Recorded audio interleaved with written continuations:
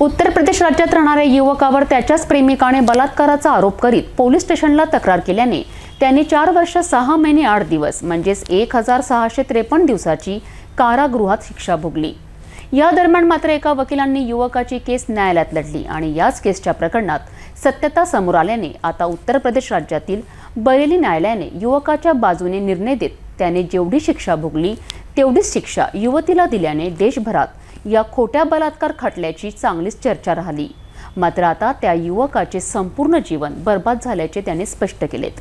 अनेक दिवस बलात्कार केल्याची तक्रार एका युवतीने आपल्याच प्रियकराविरुद्ध केल्याने त्या युवकाने आपल्या जीवनातील तब्बल 4 वर्ष 6 महिने 8 दिवस म्हणजेच 1653 दिवसाची कारागृह शिक्षा भोगली।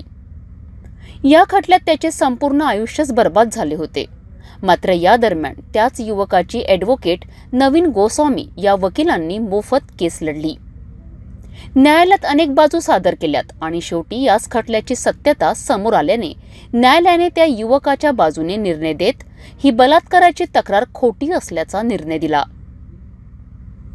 आणि अखेर न्यायालयाने उलट तक्रारकर्त्या त्या प्रेमिकालाच दोषी ठरवीत युवकाने जेवढी कारागृहात शिक्षा भोगली तेवढीच शिक्षा त्या युवतीविरुद्ध ठोठावली। यासोबतच 5,88,000 दंड देण्यात आला। या निर्णयाने संपूर्ण देशभरात एकच चर्चा राहिली। ही घटना उत्तर प्रदेश राज्यात घडली आणि या खटल्यात उत्तर प्रदेशातील बरेली न्यायालयाने महत्त्वपूर्ण सुनावणी दिल्याने त्या युवकाच्या बाजूने न्याय दिला। रेप का एक मुकदमा अजय कुमार और राघव के खिलाफ लिखाया था, जिसमें वो जेल गया। जेल जाने के बाद जब उसके कोर्ट में बयान हुए 164 के बयान उसने मुलजिम के खिलाफ दिए। जब कोर्ट में जब बयान हुए तो उसने अपनी मुख्य परीक्षा में भी बयान कोर्ट में 164 के समर्थन में दिए। लेकिन जब 4 महीने बाद जब पीड़िता की प्रति परीक्षा हुई, क्रॉस एग्जामिनेशन हुआ, तब उसने अपने बयानों से मुकर गई। तब कोर्ट ने कड़ा फैसला लेते हुए उसके लिए उसके खिलाफ एक मुकदमा दर्ज किया। अजय चांगला युवक आहे। आई भिक्षा मागून उदरनिर्वाह करते। त्याची केस पूर्ण मोफत लढली, अशी प्रतिक्रिया अजय नामक युवकाचे वकील ॲडव्होकेट नवीन गोस्वामी यांनी स्पष्ट केली। आता 30 खोटी तक्रार देणारी युवती कारागृहात शिक्षा भोगत आहे। अजय नामक युवक हा बरेली येथील नेकपूर या शहरातील चंद्रपाल मौर्य यांच्या घरी भाड्याने राहत होता।